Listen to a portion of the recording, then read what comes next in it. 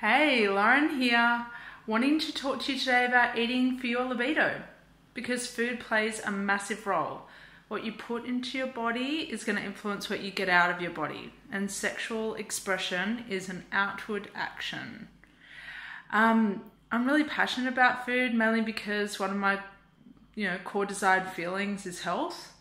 I started work as a nurse and now I've moved into sexology, and I really believe in the connection between what we eat influencing how we feel, and us doing what we can within our means and with what's accessible to us to get what it is that our body needs.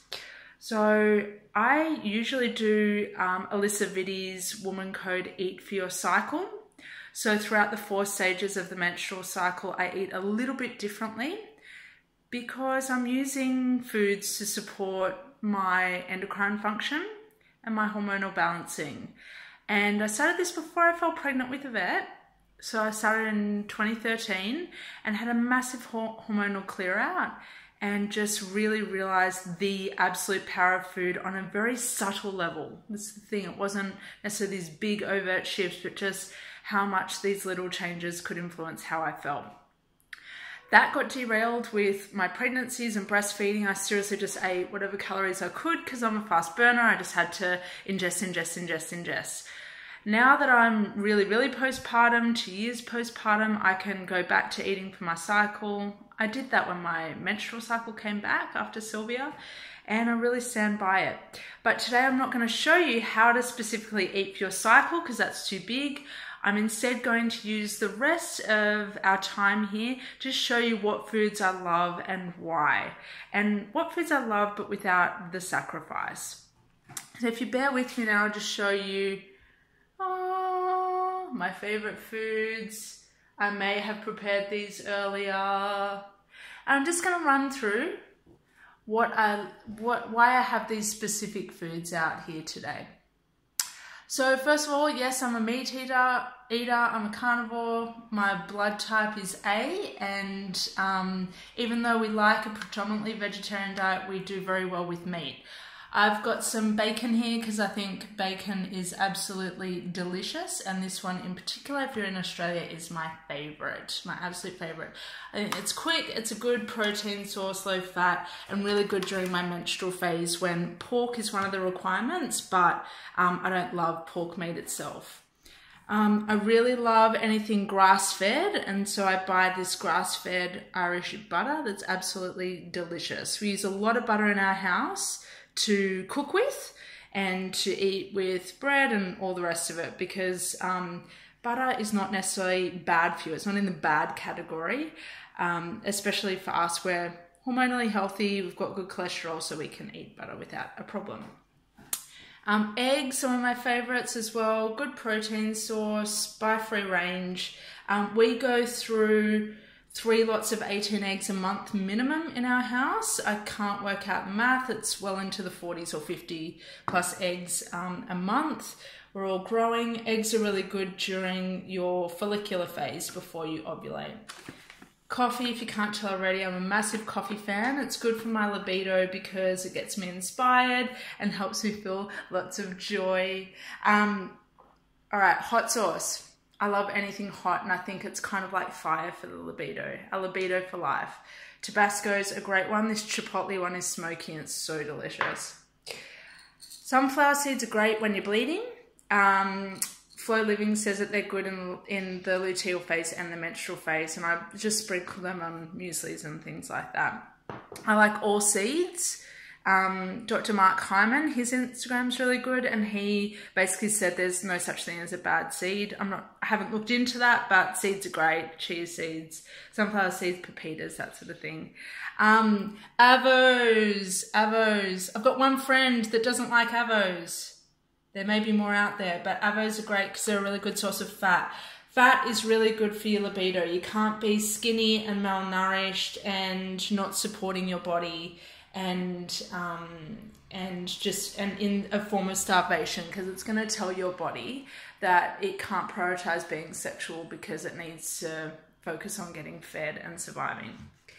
Kombucha, big fan. I'm brewing my own as well, but it's just not keeping up with the demands of the household. Really good because I rarely drink alcohol nowadays, so it's a really good alcohol substitute, and low sugar and all the rest of it. Chocolate, 78%, nice balance between not too bitter, not too sweet. I love this one, absolutely love this one. Yeah, I find that it just helps me, doesn't matter what phase, this is phase-less. As a snack, I really vouch for fava beans. They're really high in protein. These are salt and vinegar, and I find that they satisfy me really like immensely just for this little packet if I'm in a rush on the go. Love me some fava beans. So they're dried broad beans is what they are. Tea, I'm a massive tea fan. I've become a tea fan this year, especially since I stopped drinking as well. Golden turmeric's really nice, really warming and nourishing, and I've had this focus on feeling warm this year and just making sure I'm warm wherever I can be, drinking room temperature water, that sort of thing. Salmon, love salmon, really good fats again, really good during your ovulatory phase, but I pretty much eat it all throughout my phases because again it just satisfies me, and it's got really good fats. It's really good for your skin. I'm getting one of those random nose drips. Last couple of items. Apples, green apples. I just like them because I'm crunchy, and I think high achievers / anxious people like crunchy foods because it helps us like process that angst that we're feeling or that anxiety. Also really good to carb sweet cravings as well, without like tons of calories and stuff. Gluten-free pancake mix is just fucking delicious. That's all I have to say about that. And I don't do a sugar-free diet or anything like that because I just can't be bothered. So that's definitely got sugar in it. Other stuff definitely has sugar in it. And last but not least, crinkly pack. Again, it goes back to the whole, I love crunchy foods. Apparently they're bad for Ayurvedic Vata or whatever, but I just love them. And these lentil twists are fucking awesome. They're really good. And these ones are harissa, so they're nice and hot too. So that's just a little example of stuff that I love. I could go on into all the fruits and vegetables and grains and everything else, but that is enough for now. I love fats. I love hot food. I love food that makes me inspired or kind of gives me a bit of a pep. And these are foods that I eat quite often. They're my go-tos. So I hope that helps. Libido is all about feeling good by the daytime so that you can have the best chances of getting into the bedroom in the nighttime.